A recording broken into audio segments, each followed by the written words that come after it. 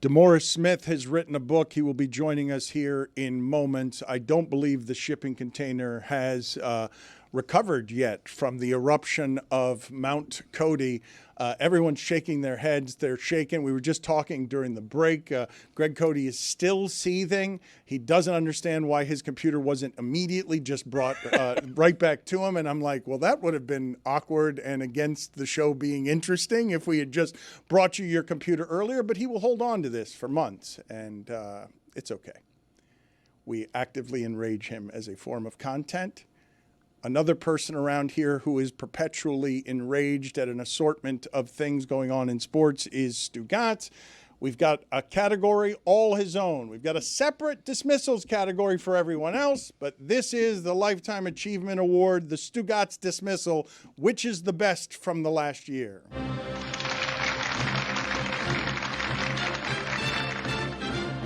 And now the SUI nominees for Best Stugotz Dismissal.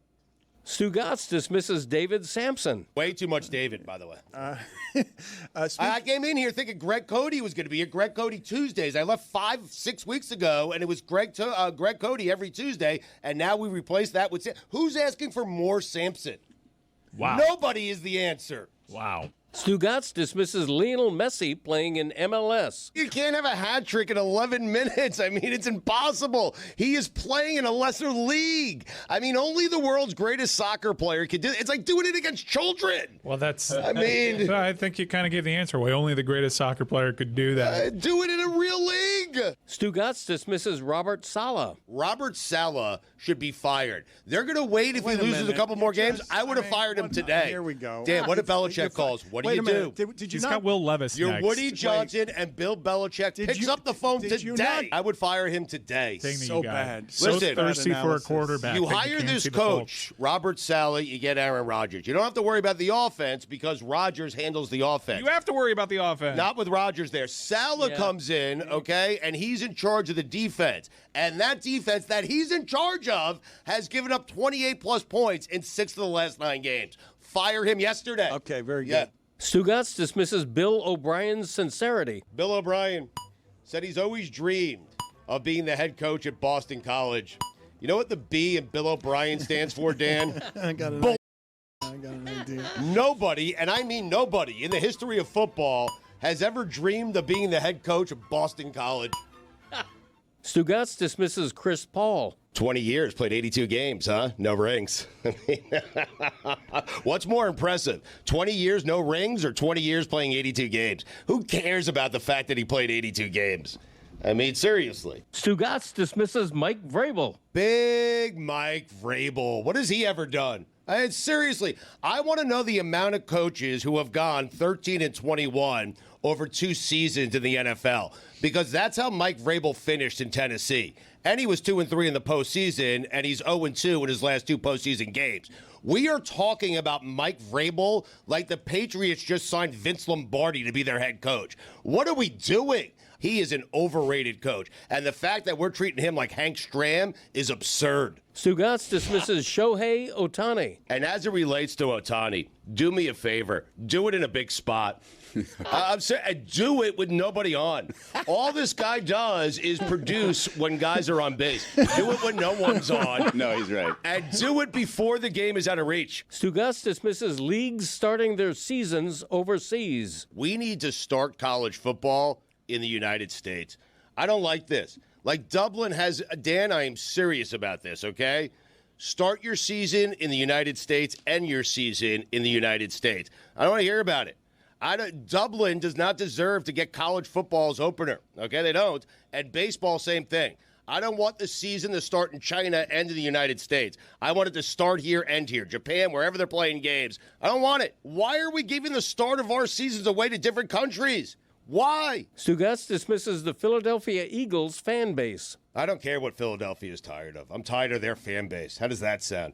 They wanted to fire Nick Sirianni like a month or two ago, and now they're all celebrating Nick Sirianni. He is the greatest coach in Eagles history. I said it. Better than Andy Reid, better than Dick Vermeil. This is the 4th consecutive season he has led this team to the playoffs. He's the only Eagles coach in Eagles history to do that. First 4 seasons, going to the playoffs. He was a play away from beating Andy Reid and Patrick Mahomes in a Super Bowl. I don't care about what Philadelphia fans think about anything. And I'm talking to you, Spike Eskin, and I'm talking to you, Angelo Cataldi. I don't care what you have to say. You wanted to fire Nick Sirianni 35 days ago, and I'm not going to allow you to celebrate Nick Sirianni moving forward. How about that? Stugotz dismisses Cooper Flagg. Cooper Flagg is a nice player. Cooper Flagg is a good college basketball player. But teams tanking their NBA season to get Cooper Flagg because they think he's going to fix their NBA organization, get out of here. That guy is not good enough.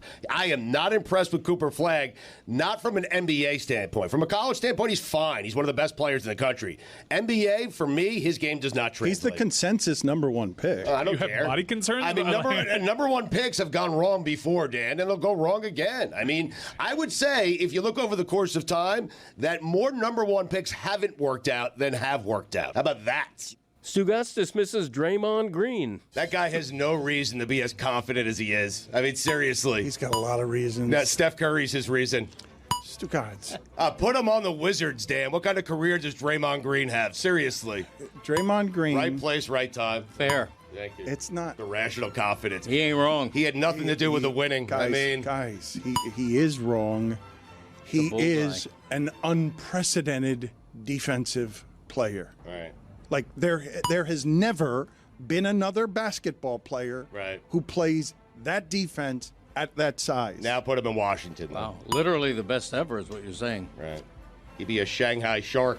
I mean, Stugotz dismisses Simone Biles. I don't want to say this. Like, I love Simone Biles. I do. I really do. All right. I get how great she is, the athleticism. She's amazing. Everything she's been through, I get it. But she won a gold on the vault for simply being Simone Biles. Here's what I like with the vault, Dan. I need you to stick the landing. I don't like any hops, okay? And Simone Biles hopped on both her vaults, and Rebecca like did 12 not. and a half feet in the air. I don't care how high you jump. I don't care how many twists and turns you do. You need to stick the landing. I'm telling you, if Rebecca, okay, if she does the same vaults as Simone Biles and Biles does Rebecca's, you know who wins? Biles. Stugotz dismisses the Luka Doncic-Anthony Davis trade. This is a nothing trade. It's big names. I understand why it's news. It's a nothing trade. The Lakers are not winning an NBA title anytime soon. The Mavericks are not winning an NBA title anytime soon. In fact, I would tell you the bigger trade made yesterday in the NBA was the one that got the Spurs De'Aaron Fox. You want to know why? That team might win all the championships soon. This is not a trade that lands you Kareem Abdul-Jabbar. This is not getting Moses Malone if you're Dr. J and the Sixers, the missing piece, and then they went faux. This is not that. Right. This is a trade again with 2 middling teams and 2 superstars who barely play.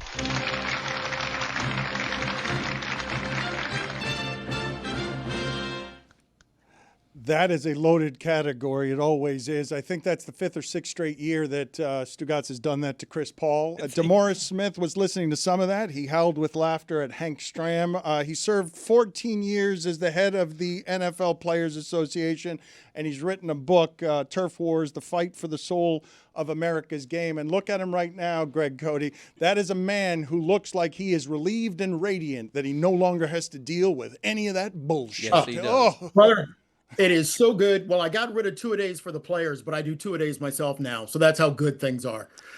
You're exercising twice a day, are you? Look at that. You're Yeah. showing off the guns. Always the guns, bro. Just bring the guns. Nice. How much have you enjoyed getting out of the rat race? How much relief is there to not have the daily headaches, the daily complaints? Brother, I didn't know how beat up I was until I got done with the job. I loved it. It was almost 15 years. Okay, loved it was way too strong. Let's just pump the brakes on loved it. I enjoyed it, but yeah, not being there and not having the daily stress, and I know it's going to come as a shock. My BFF, Roger Goodell, and I don't spend as much time together. I miss that. He can be crude and he can be cruel. What is the worst of it when you've had a back and forth with him? Roger, if you read the book, and I'm not going to spoil the ending, I think Roger does better in the book than I ever thought he would. At times, as you know, he can just be tough and, angry and sometimes a little bit petulant. He is a smart guy, but he is just a tough guy to deal with day in, day out. Just tough. Is it because he and the league's owners are arrogant? I mean, these owners, to a certain extent, are among the most petulant people I have ever met. Look, you've got guys who are owners who are destroying each other's suites. You got one owner pouring beer on one of his fans. A couple of years ago, owners were flipping off each other from across the stadium. I mean, it's everything that I would expect in a junior high school, ring. But I think it's tough for Roger because he literally works for those guys. So at the end of the day, he literally has to deliver for some of the people who can just be petty. Look at what's going on in Dallas. Can there be a more petty, petulant display of what we now know is the business of football? I mean, I can't figure out one. When you refer to owners as a cabal of greedy billionaires who control the league, is there an exception to that rule? Like who were the owners that you most respected, or who were the least greedy? The and the examples most fair? you all gave were Tepper, by the way. Every example you gave, it felt like all three of those things are David Tepper. They were all Tepper. Right. Who's the exception? Look, Robert Kraft is probably one of the best that I ever had to deal with because he's ruthlessly smart. He cares about the big picture of the NFL. Now, at the same time, don't get it twisted. Man, Robert will press you up against the wall and try to take it from you. I mean, just so you know. But, of the people that I liked working with, the former Mr. Rooney was really good to me before he passed. Other than that, I think I'm out of good guys. There's not a lot of good guys, my friend. Well, so let me ask you this question because ESPN portrayed you as an asset to the owners, and you spent 5 pages in your book saying that Wickersham and Van Natta were owners they were in their hip pocket. So who's telling the truth there? I mean, look, I'm not going to get into a he said, she said. I'm the he said though, of course, but I'm not going to get into that with those guys. Here's what I didn't like about the article. I spent over 3, maybe 4 hours talking to Seth and Van Natta. They write a big piece. I think I'm in that article for almost, less than 1/5 of their private sources. And the other thing I didn't like about the article is, look, I mean, we've been around this track for a long time. I was never unwilling to come out and exactly lay it on the line, go 10 toes to the line for the National Football League players. Never a day in my life that I didn't go to the frickin' line for our guys. I had a problem with the fact that the article shrouded a bunch of billionaires in secrecy. And if those guys wanted to lend their names to the article and meet me toe to toe, fine. But there was only one dude in the article, for the most part, who went on the record, and everybody else was stuck in the shadows. And by the way, if that's the way that they want to write an article, more power to them. I like Don. I think he is a very, very good journalist. I just didn't happen to like that piece very much. What do you make of all the recent reporting that Pablo and Don Van Natta have done about the disarray that the union is in now that you are gone? Miss me yet? I mean, this is a very, very hard job. And I never shied away from the war that has to happen between players and management. I mean, again, I'm not talking to anybody who doesn't know the history in the National Football League. 20 years of litigation for free agency, 15 years of fighting, everything from Kaepernick to Bounty to Ray Rice to Deflategate, fights about COVID. When I took the job, the head of the league's concussion committee was a rheumatologist. So at the end of the day, I mean, it's easy to kind of portray someone as maybe in the back pocket of the owners. I'll tell you one thing: there isn't a dude on the other side of the owners who was unhappy to see me leave. And I think at the end of the day, the job of the executive director at the NFL Players Association better be one where you understand that this is a group of 31 killers. And these guys will not only make you take everything that you're entitled to, but you better be able to fight them for taking things away from you. And if the players don't get their heads around the fact that when this CBA comes up, the league is done paying pensions. Done. They don't want to pay pensions anymore because literally no Fortune 550 company is paying pensions anymore. They're done paying pensions. The league bought the 17th game for something like $1.6 billion over 10 years. That means the 18th game has to be worth about $2.5 billion. If the players aren't ready to fight for $2.5 to $3 billion for that game, the league is going to bring the fight to them. Did you consider tying the cap to not only revenue, but valuations? It's hard, Dan, because here's the problem with valuations. On average, a professional sports team only comes up for sale around every 8 to 10 years. I know that Forbes does a valuation every year, but that's a non-realized valuation. So it's easy to say that we can try to tie it to valuation, but if that valuation is an asset that does not get sold or otherwise does not get traded, it's hard to tie a monetary amount to that valuation so that it actually becomes part of the revenue that goes to players. So I get it. I get the thoughts about valuation and everything, but it's really, really hard to do. I mean, look how long it took for private equity to get into the business of the NFL. But, over the next few years, we're going to see how that plays out. And I'm just making a prediction. Private equity ownership in the National Football League is not going to benefit coaches. It is not going to benefit the facilities. It is not going to benefit the people who work for those teams because private equity is interested in coming in and cutting overhead. And coaches' salaries, employee salaries, facilities are all overhead. So at the end of the day, we'll see how private equity happens in the National Football League. But if I were a group of coaches right now who don't have a union, I would be sweating bullets right now. The name of the book is Turf Wars, The Fight for the Soul of America's Game. When you mentioned those crises that you mentioned, what was the worst of them for you?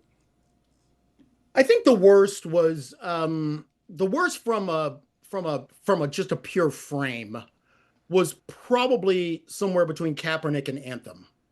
And here's why. It was the worst because I think we saw the players at their best, and I think we saw the owners at their worst. So, if you wanted to kind of describe it, it was tough because of that tension in the middle. I will tell you that during the anthem, I was never prouder of our players. Why? Because while the country was literally throwing chairs at each other in town halls, I went to every team facility, and guys were having great conversations about race, class, politics, gender, police brutality, and it was calm. It was absolutely calm. And this was coming from a group of players where the average age is under 28 years old. The flip side of that is when the league allowed this narrative to turn on the players without really stepping up to protect them until one moment, and I'll talk about it in a second.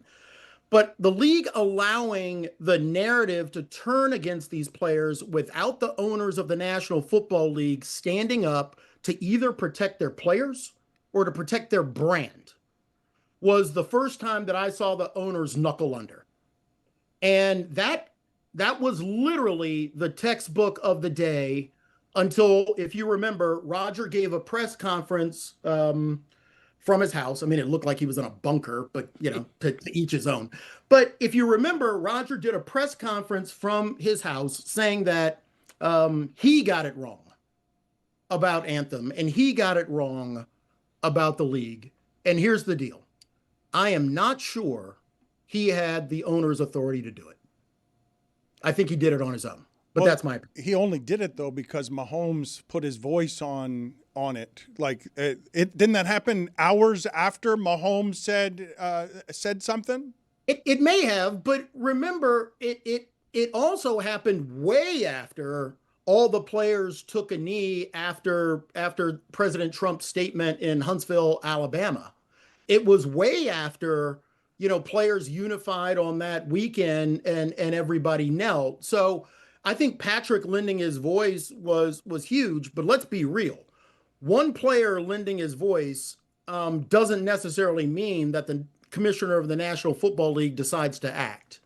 I think they were both courageous. It's probably the last nice thing I'll say about Roger on the show, because I have a limit, right? I mean, you can't say more than two things because then people will think that, I'm a shill for the owners. But no, I think Roger coming out and saying what he said was a pretty brave thing. How haunted are you personally that Kaepernick's career was ended, forever a martyr on your watch?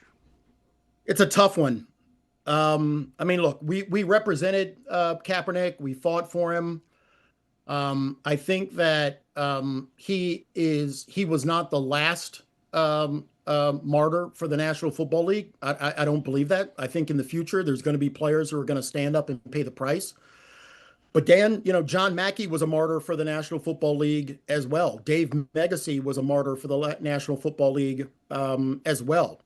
All those players who sued for free agency between 1972 and 1993, many of them lost their jobs.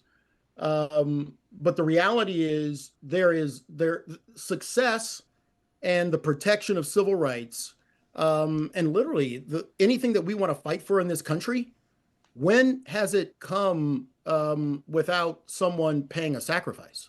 Put us next to you, the moments that you're reading the details that Pablo Torre reported on. Yes, absolutely, there was collusion, even though an arbiter ruled that there was not collusion. That was tough to read because, I filed the lawsuit before I left. I wasn't there for the judgment. I had never read it until Pablo and Mike Florio's show. Well, first of all, it didn't come to me as a surprise because, after all, I filed the grievance in the first place. What hurt was that was a moment when I would have filed another grievance on behalf of every player in the National Football League, going back as far as the statute of limitations and the facts would have allowed me.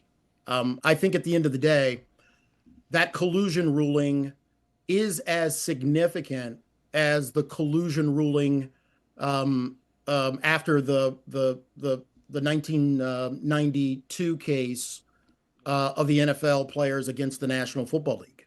I really think that decision was as important as that 1992 case of Freeman McNeil. And if you remember, it was that case that led to the class action where Reggie White was the lead plaintiff, among others. This is a game of leverage. And the National Football League owners push you to it's a family show, right? So you can let it fly. Let it fly. It's fine. The National Football League owners push you to the wall. And that is no different than the baseball owners in the 90s. It's no different than the NBA owners during their strikes. They push you to the wall. And the only leveler, the only thing that prevents them from running the players over is the collective strength of a union, number one. And as history and Marvin Miller told me, your ability to wage an unmitigating warfare campaign that usually involves litigation. And so everybody talks about the 1994 strike for the Major League Baseball players. And don't get me wrong, it was an incredible show of strength. But what happened in tandem to that was 3 collusion rulings that led up to that. And those collusion rulings against the Major League Baseball owners, coupled with the willingness of the players to fight, made that union at the time the largest and strongest sports union in the country. D, how do you feel about these hold-ins? I'm not a fan. I feel like if you were there still, you wouldn't be allowing players to be going and, participating, semi-participating in practice. I feel like you're starting to lose leverage. I feel like when you were in charge, you start like a colony in Antarctica, and anyone's holding out, you send them there and keep them as far away from camp as possible.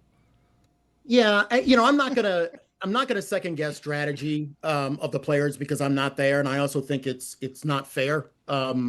I get to say whatever I want while I'm working out, and usually the heavy bag gets more of me than I get of the heavy bag. So I'm not going to second guess strategy. What I love though is that players are fighting, and sometimes I wish that they would take the fight a little bit earlier to OTAs rather than waiting until training camp. Because as you know, for most players in the National Football League, well, I would say most except a handful, very few players in the National Football League have a workout bonus, which means that these players are going to OTAs for free. I know. So I love the idea of the fight.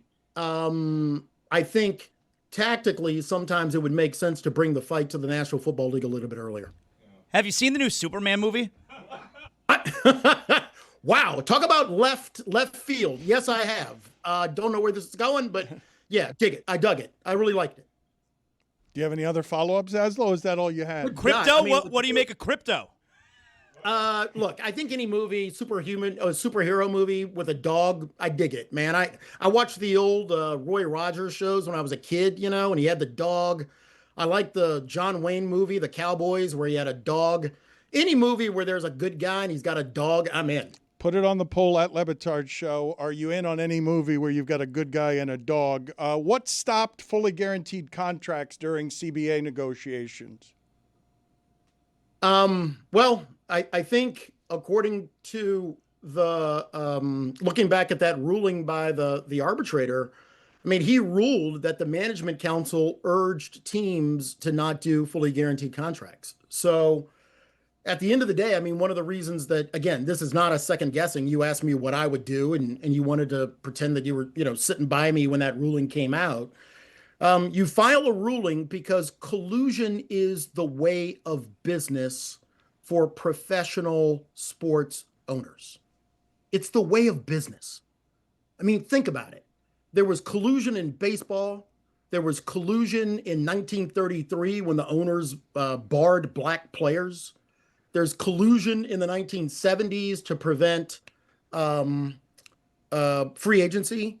There was collusion in 2011 when they all locked the players out. The owners engage in collusion as a way of business. And if an arbitrator gives you a ruling that suggests that the people who are running the National Football League are engaged in collusion, I have one choice, and that's to light the fuse, right? Have you seen the movie Weapons? Wow, this guy's. I think the first thing you have to do is go off just go straight to decaf, man. Just go right to it. No, I have not seen Weapons. I do want to see Weapons. I want to see Nobody too. What are you most likely to watch? What on television are you watching these days? Wait, I have one question. Is there a dog in Nobody too? I don't know. I haven't seen Nobody 2 yet. Just ask it. You got some movie questions for me? Yeah. Oh, yeah. What television show are you watching right now? Which one do you love? I'm watching Bloodline.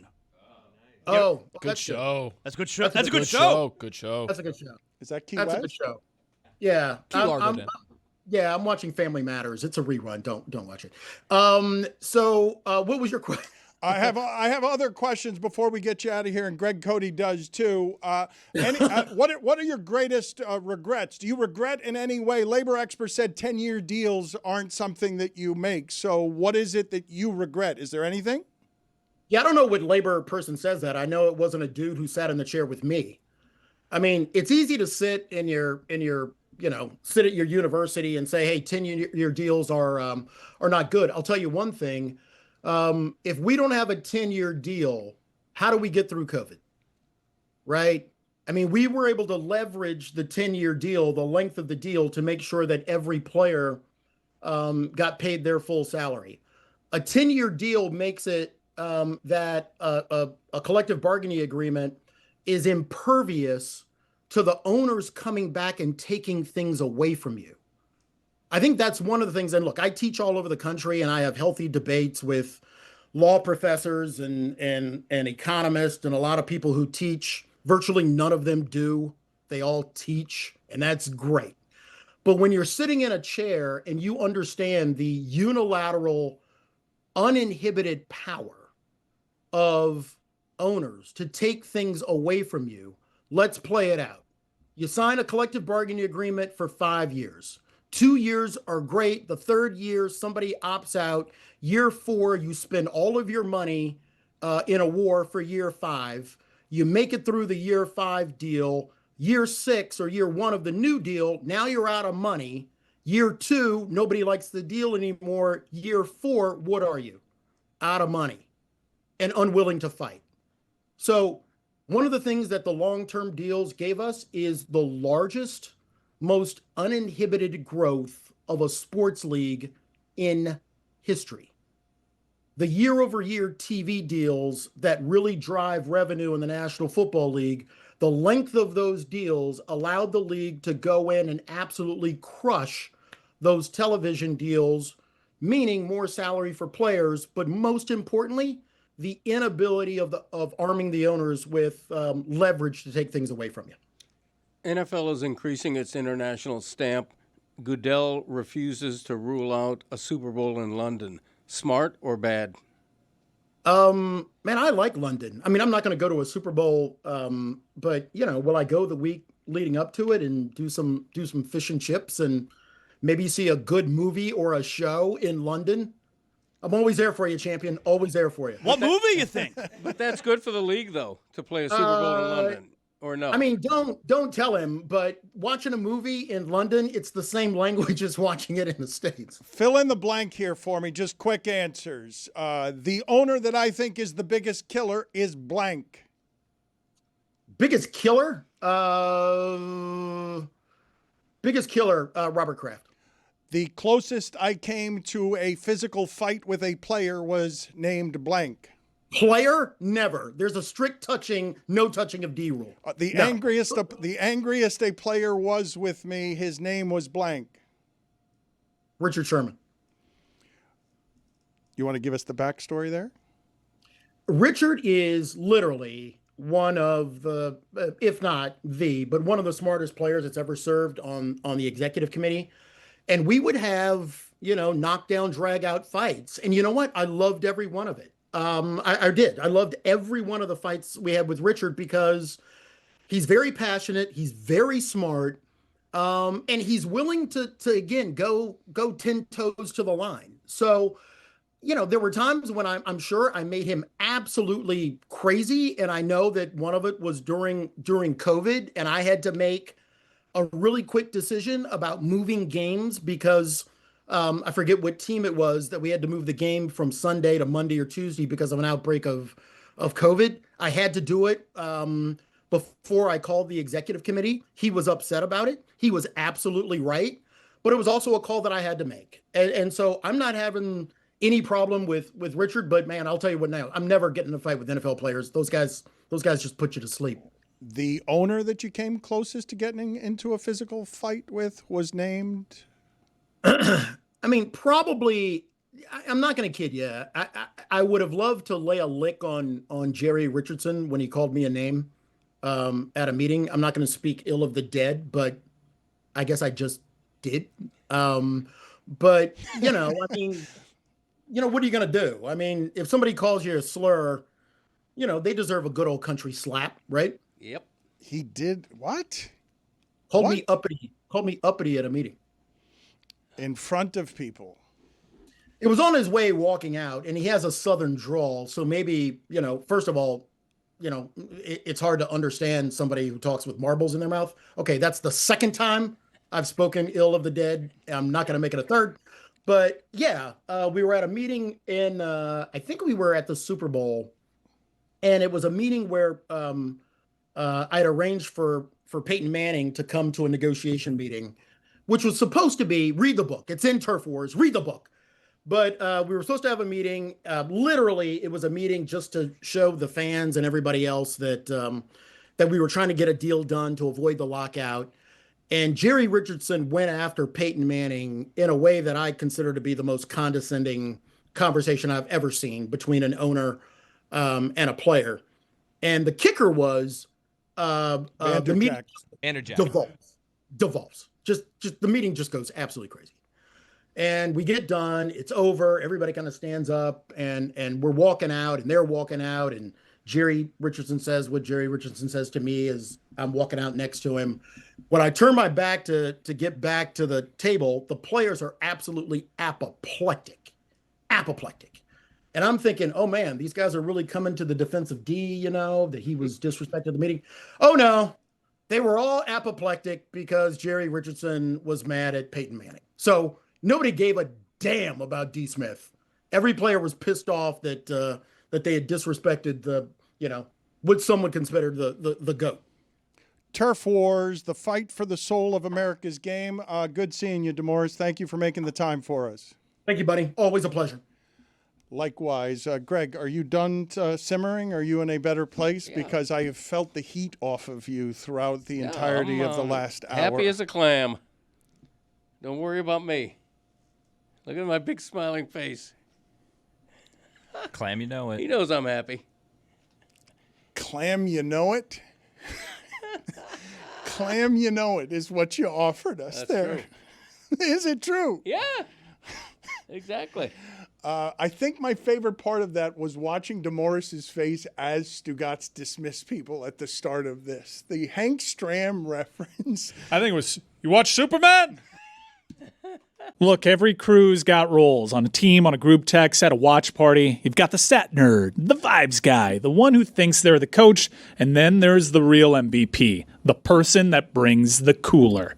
And what's in that cooler? If it's not Miller Lite, I'm checking the roster. It's the 50th anniversary of Miller Lite. 50 years of showing up in big moments. Post-game tailgates, NBA watch parties, road trips to road games where you swore the refs were out to get you. Through it all, that clean, crisp Miller Lite taste just gets it done. 96 calories, 3.2 carbs. It's light, but it doesn't tap out early. You're over there arguing over who the GOAT is, shouting about NIL deals, someone's grilling. Miller Lite is always there, playing its role to perfection. Brewed for taste, simple ingredients, a legend since 1975, and still a first ballot Hall of Famer in my cooler. Miller Lite. Great taste. 96 calories. Go to MillerLite.com/Dan to find delivery options near you, or you can pick up some Miller Lite pretty much anywhere they sell beer. Cheers to 50 years of Miller Lite. Celebrate responsibly. Miller Brewing Company, Milwaukee, Wisconsin. 96 calories and 3.2 carbs per 12 ounces. Man, am I happy to have Game Time back aboard here on the Le Batard Show, because it is football season. As you know, I'm an NFL free agent. I lean towards the Bucs. I will be keeping an eye on the situation in Tennessee, but it's hard to get tickets, especially when you're out of market. So I go to Game Time directly so I can get the lay of the land, panoramic seat Miami, views. Notre Dame this weekend? I hate guessing when I'm buying NFL tickets. Game Time makes me feel like a pro.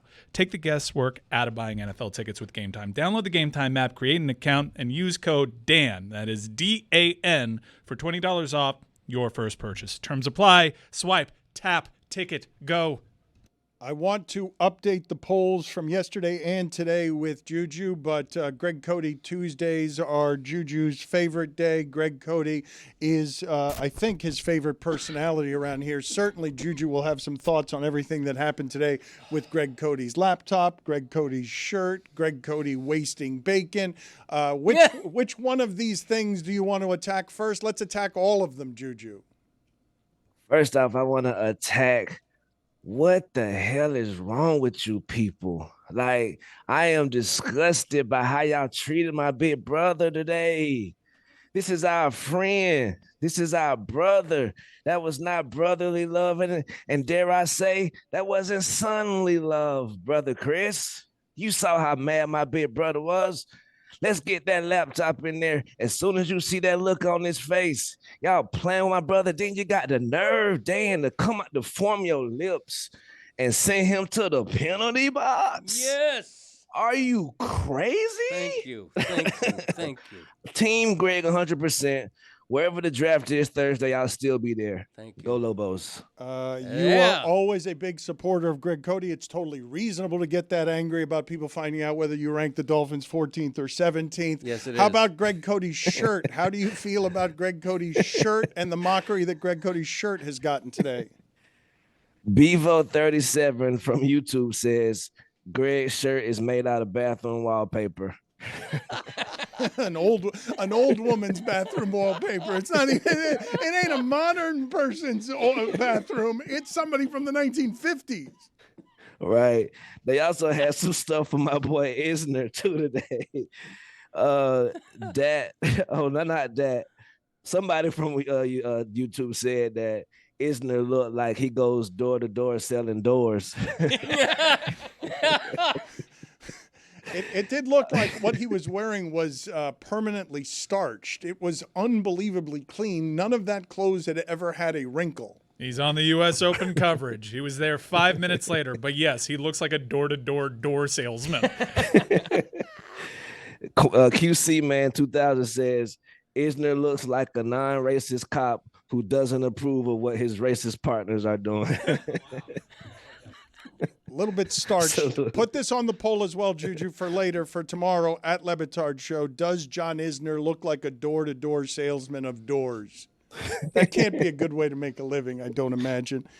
Any thoughts on Greg Cody saying that wasting bacon is a crime? Did you say it was a misdemeanor against the Ark of Humanity, or what did you say? It's a high misdemeanor. I'm not going to call it a felony, but it's a high misdemeanor on the scale of human misbehavior. You just can't waste bacon. Yeah, a fine should be attached, which made so. me think of some things that in life that when you see them happen, they're not crimes specifically, but when these things happen, there should be a fine attached. Come on, man. Arrest this brother, 24 hours. So what did it make you think of? Like just an assortment of things that should be crimes that are not actually criminal? Yes, sir. My top 5 list of crimes that should be crimes that aren't crimes, but could be considered a crime if you were a crime lord. Number 5. Well said. OLI, the Uber driver talking on the phone. Come on, man. $100. That always bothers me too. I don't know why. Like, it's not really bothering me that they're on the phone, but I'm always just like, they shouldn't be doing this. I don't like this. Should be a crime. That's why. Other OLI, lying on someone or getting caught in a lie. $200. Pay it by Thursday. Number 5, if you're a man and I can see your toes ever, $150. Even at the beach. Mm-hmm. Cover those boys. Find some water shoes. Yeah. Number 4, if you're on an airplane and you recline your seat back, sir, tap you on the shoulder, that'll be $300 in court. Those are good rules. You're allowed to recline. What you saying, Zaz? What's the recline for? For short Yeah, people. I mean, yeah, when you have someone short behind you, you got a kid behind you, recline away. But if the person behind you is of stature that seems as though you're going to affect this person, hey, man, there's decency here. Zaz doesn't know. There is a Zaz doesn't sadness. There's a sadness when you're on a flight and all of a sudden you just see that chair come back and you're like, okay, I need to adjust now. Doesn't bother me. I don't know. I don't Yeah, because you're short. Number 3, talking on your speakerphone in public. The worst. How many years does Stan get? $400. Number 2, being racist. Let's put a fine on that. That's a good one. It's a big one. That's a good one. Worried about the executive order, but That's not number worse one. than that. Wow. There's one worse than that, yes. Right. And number 1, cutting someone off while they're already talking. Come on, man. Let the brother finish. Worse than racism. I then. so wanted to cut him off. Yeah, no. Number 1. Wow, middle of that. that's a big one. I was surprised to see that ranked ahead of racism. We ended racism, though, Dan. It's on the end zones. What did you think of the argument between Zaz and Billy to open the show about Zaz hating Billy's the customers should get a football break in the middle of the season? Yeah, bruh. I think I'm on Billy's side, man. Just a league-wide mandated, let's call it Love Day or Wives Day. Because we got 18 straight of them boys, and our wives and our girlfriends, they just be there supporting us, getting the sandwiches ready. Okay, I know he's going to sit in the man cave for 19 hours a day. Let me find something to do. Nah, just around week 12, 11, no football today. Today is about her. I love that idea. I mean, it's interesting that you mentioned the wives there. The NFL, football, there's gambling, there's fantasy. Here we go. You know what wives love. I mean, women can also love the NFL, and Yeah, I thought of that. and people can also be married to to people who are not women as well. There's that as well. Thank you. Yeah, Thank you, Dan. Yes, you're welcome. I'm glad I could provide Salute that to for you. Yes, thank you. I'm an ally. I'm an ally. That's right. feelings. Yes, women do have feelings. That is correct. None of which are represented by this group of sausage presently in front of me. Well, thank you for you. I love women. Speaking of women, Candace Parker had her jersey retired. What was interesting about that ceremony? Yeah, it was a great one. This is her second jersey that's been retired this year. The LA Sparks retired it earlier, the number 3 jersey. The news, I mean, it was a great ceremony. Everybody showed up. Kai Copper, she came and, you feel me, like gave a nice little speech. And even though she plays for the Mercury right now, threw on the Chicago stripes for the good old days. But the story from that, Candace Parker had said a couple of things earlier this month or last month about how Angel Reese isn't necessarily ranked, I think, like top 5 players in the W. And so the entire Chicago Sky came out in the shirts, the tribute shirts, and my sister Angel had her jacket zipped up. So that's making a lot of headways right now. And it's like, ooh, spicy. But even though Angel broke the record for double-doubles last night, salute to Angel, but yeah, spicy tea. By the way, Zaslow, some people have written in that the way that Greg Cody talked to Chris Cody, that is how a father handles the children in his house. Interesting. I can't tell you last time my son stole anything from me. At Le Batard Show on the poll, Juju, what do you have in the way of updates going back to yesterday? Okay. Do the best award shows start with the opening number? Of course. 70% of the audience says yes, they do. Does the middle name have any clout? 52% of the audience says yes, it does. Wow, close. Speaking of clout, congratulations, Caitlin Clark. Nike revealed her new logo yesterday. I like it. C's, triple C's everywhere. Have you ever used the word rappy cack? Yeah. 97% of the audience says no, they have not. Let's start. Right. Biggest Cowboy star, CeeDee Lamb, Dak Prescott, or Micah Parsons? 54% of the audience says Micah Parsons. Wow. Right.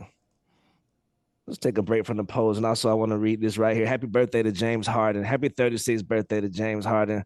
I love you, brother. Happy birthday to him. I don't care. Good luck. He's always there for me when I need a shoulder to cry on or just someone to tell secrets. Salute to my brother, James. Is wasting baking a crime that should be punishable by law?